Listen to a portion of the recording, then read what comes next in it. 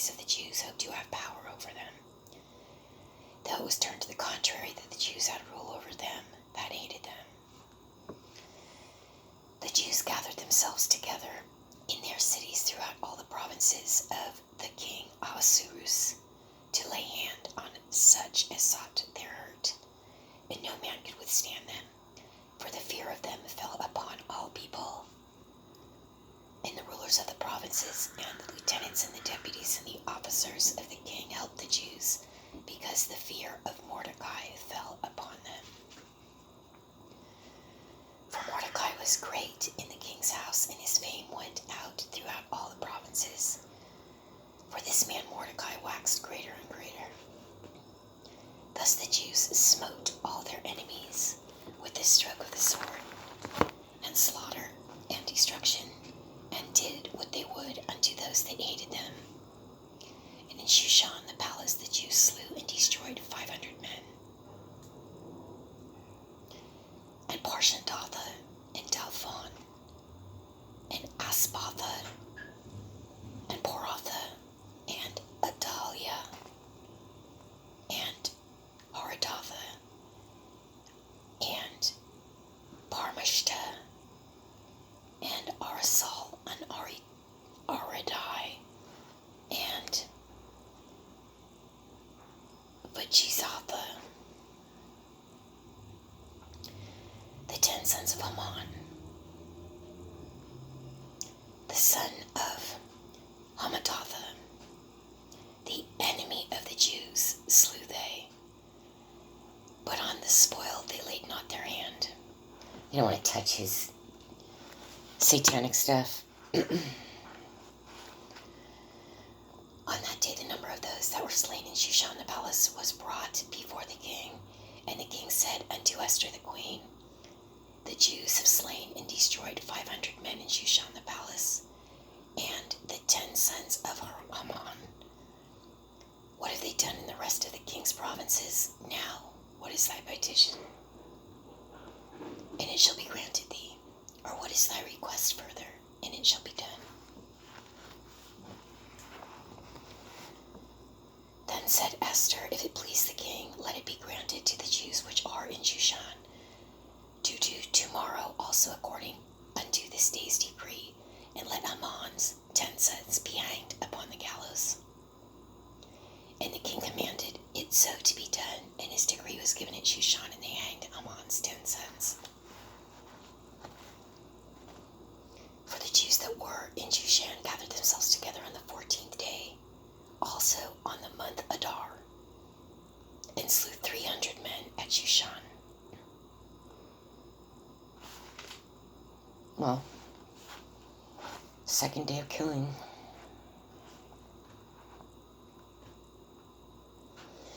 But on the prey they laid not their hand. But the other Jews that were in the king's provinces gathered themselves together and stood for their lives, and had rest from their enemies, and slew of their foes 75,000. But they laid not their hands on the prey.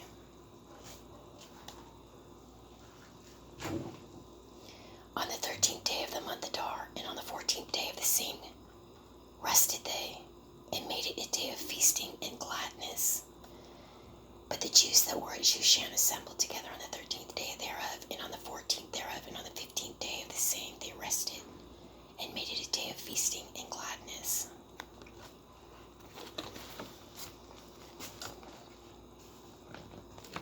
So it's kind of staggered throughout the land how that during a little rest, some are killing more people, some are just killing the 500 in the palace. So these people took another day to finish killing that 75,000 group of people.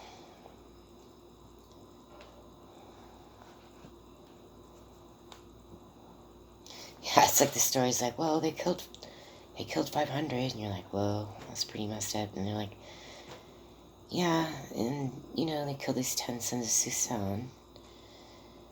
Like, yeah, well. And then it goes, oh, yeah, and 75,000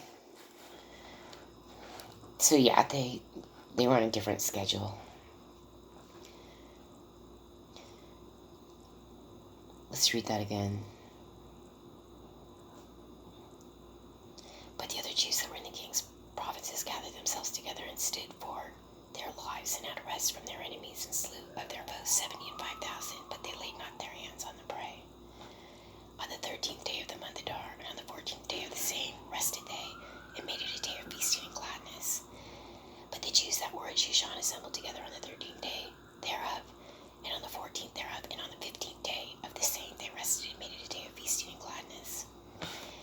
Therefore the Jews of the villages that dwelt in the unwalled towns made the 14th day of the month Adar a day of gladness and feasting, and a good day, and of sending portions one to another.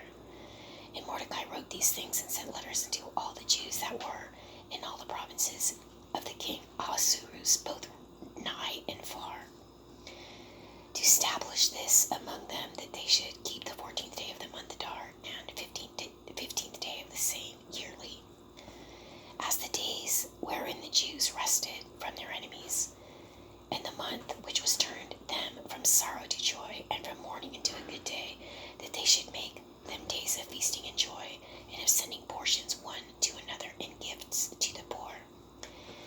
And the Jews undertook to do as they had begun, and as Mordecai had written unto them, because Haman the son of Hammedatha and Agagite, the enemy of all the Jews, had devised against the Jews to destroy them, and had cast pur, that is, the lot, to consume them and to destroy them.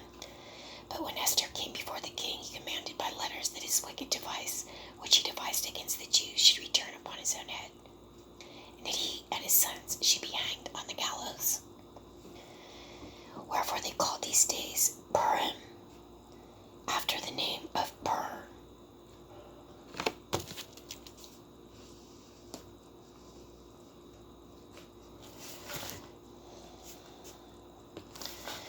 Or did they just mention it before? They just mentioned this. Okay, it says in 24, because Haman the son of Hammedatha the Agagite, the enemy of all the Jews, had devised against the Jews to destroy them, and had cast Pur, that is the lot, to consume them. I think that's a lot of mercenaries. Because I just got over explaining. Some people say there's no casting lots in the Bible. That's not so. Yeah, I just finished writing out descriptions for Nehemiah. It happens all the time. So it sounds like he had cast pur, that is the lot, to consume them. I have to look up what... That's just what it sounds like, but maybe something completely different. It seems like because he got that ring, he got that silver ring from King Ahasuerus, and he had already hired him, it sounds like. These people called Pur, we have to find out what that's about. So then, the Jews to this day, right, they call it Purim, after the name of Pur.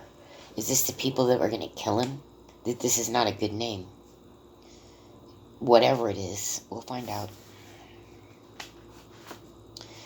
Therefore, for all the words of this letter and of that which they had seen concerning the matter, and which had come unto them, the Jews ordained and took upon them, and upon their seed, and upon all such as joined themselves unto them, so as it should not fail, that they would keep these 2 days according to their writing, and according to their appointed time every year,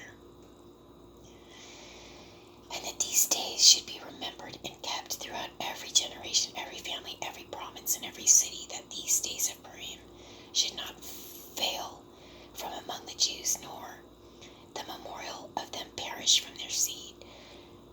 Then Esther the queen, the daughter of Abihail, and Mordecai the Jew. She's not the daughter of 2 men. She's the daughter of this guy. And Mordecai the Jew wrote with all authority to confirm this second letter of Purim.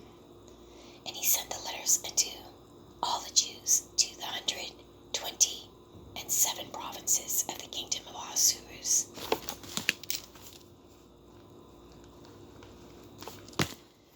With words of peace and truth, to confirm these days of Purim in their times appointed, according as Mordecai the Jew and Esther the queen had enjoined them, and as they had decreed for themselves and for their seed, the matters of the fastings and their cry. And the decree of Esther confirmed these matters of Purim, and it was written in the book.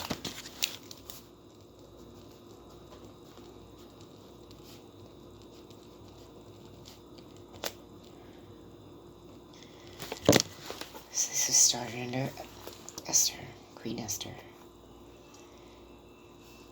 Oh, we have one more chapter, guys. It's like 10 sentences long. Excuse me, that was not the last chapter. This is chapter 10. And the king Ahasuerus laid a tribute upon the land and upon the isles of the sea, and all the acts of his power and of his might, and the declaration of the greatness of Mordecai, whereunto the king advanced him, are they not written in the book of the Chronicles of the kings of Media and Persia?